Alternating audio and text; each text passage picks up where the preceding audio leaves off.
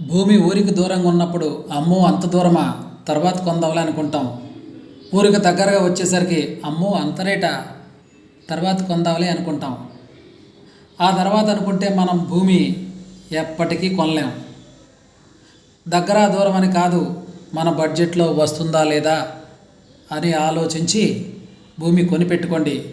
ఎందుకంటే జనాభా పెరుగుతుంది కానీ భూమి పెరగదు. జారిన మాట, చేజారిన అవకాశం, జరిగిపోయిన కాలం మళ్ళీ తిరిగి రావు. అందుకే కాలంతో పాటు పరిగెత్తండి. మనుషులు మోసం చేస్తారు కానీ భూమాత మోసం చెయ్యదు. ఒకసారి నమ్మి చిన్న పెట్టుబడి పెట్టండి, కోట్లలో ఆదాయం పొందండి. మై డియర్ ఫ్రెండ్స్, భూమి మీద ఇన్వెస్ట్ చేయండి, ధనవంతులు కండి. ఇది నా వ్యక్తిగత అభిప్రాయం. Thank you very much. Bank fixed డిపాజిట్లు వెండి బంగారం కంటే అత్యంత విలువైంది భూమి. గత 40 సంవత్సరాల్లో సంపద పెరిగిన తీరు ఫిక్స్డ్ డిపాజిట్లో 20 రెట్లు, వెండి 24 రెట్లు, బంగారం 37 రెట్లు, ల్యాండ్ 500 రెట్లు. ఇవన్నీ కూడా సుమారుగా చెప్తున్నాయండి. వెండి బంగారం రేటు అప్ అండ్ డౌన్ ఉంటుంది కాబట్టి దాంతో పోలిస్తే ల్యాండ్ మీద పవర్ ఆఫ్ కాంపౌండింగ్ ఒక్కో చోట వర్కౌట్ అయ్యి చాలా విపరీతమైన పెరుగుదల కూడా 500 రెట్లు పెరిగిన సందర్భాలు కూడా ఉన్నాయండి. అలానే కొన్ని చోట్ల ఇన్వెస్ట్మెంట్ బ్లాక్ అయ్యే అవకాశాలు లేకపోలేదు మై డియర్ ఫ్రెండ్స్. ఇందులో no pain no gain, no risk no success. కాబట్టి ఒక్కో చోట మన ఇన్వెస్ట్మెంట్ కూడా బ్లాక్ అయ్యే అవకాశాలు ఉన్నప్పటికీ కూడా కొన్ని చోట్ల విపరీతమైనటువంటి గ్రోత్ వచ్చే అవకాశాలు ఉన్నాయి. కాబట్టి భూమి మీద ఇన్వెస్ట్ చేయండి, ధనవంతులు కండి my dear friends. Thank you. మీ తెలివైన పెట్టుబడికి విలువైన ఆదాయం బ్యాంక్ డిపాజిట్ కంటే కూడా భూమిపైన పెట్టుబడి మిన్న. బ్యాంకు డిపాజిట్ చేసి 10 సంవత్సరాలు మనం పెట్టుబడి పెడితే మన పెట్టుబడి డబల్ అయింది అనుకోండి, అంటే లక్షకు లక్ష వడ్డీ వచ్చింది అనుకోండి. ద్రవ్యోల్బణం అంటే ధరల పెరుగుదల.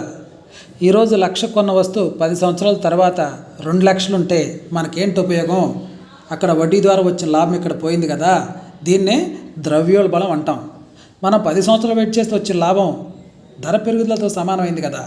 ఇదే ద్రవ్యోల్బణం. పైగా మనం ట్యాక్స్లో ఉంటే, ట్యాక్స్ కనుక పే చేస్తే 33% స్లాబ్లో ఉంటే కనుక ఈ 33,000 కట్ చేసి ఇస్తారు కదా.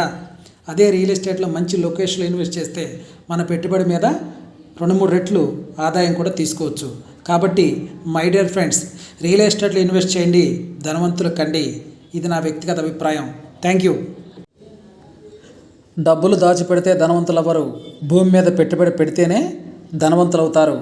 కుదిరితే 1000 గజాలు, లేకపోతే 500 గజాలు, అది కాకపోతే 150 గజాలైనా కొనండి. ఈరోజు దూరం అనిపించవచ్చు కానీ రేపు కొనడానికి భారం అవుతుంది. ఈరోజు గజం వేలల్లో వస్తే రేపు గజం లక్షల్లో కొనాల్సి వస్తుంది. ఆలోచించండి మై డియర్ ఫ్రెండ్స్. తెలంగాణలో ఒకప్పుడు ఎకరం 50,000 లోపు చూశాను, ఇప్పుడు ఎకరం 100 కోట్ల పైన కూడా చూస్తున్నాం కోకాపేట లాంటి ఏరియాల్లో. ఇది నా పర్సనల్ ఎక్స్పీరియన్స్. ఇలా ప్రతి ఒక్కరి జీవితంలో ఇలాంటి ఎక్స్పీరియన్స్లు చాలామందికి ఉంటాయి. ఒక్కొక్కరి దగ్గర ఒక ఎక్స్పీరియన్స్ ఉంటుంది. ఎక్స్పీరియన్స్ లిస్ట్ చాలా పెద్దగా ఉంటుంది. కాబట్టి my dear friends, real estate మీద ఇన్వెస్ట్ చేయండి, ధనవంతులు కండి. పెట్టుబడి పెట్టండి, ధనవంతులు కండి. ఇది నా వ్యక్తిగత అభిప్రాయం మాత్రమే my dear friends. Thank you. భూమిని నమ్మిన వాళ్ళు ఎప్పటికీ నష్టపోరు.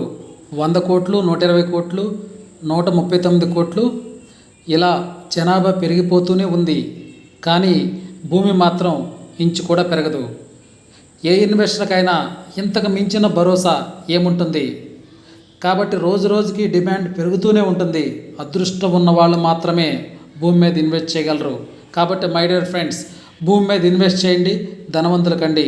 ఇది నా వ్యక్తిగత అభిప్రాయం మాత్రమే. Thank you very much.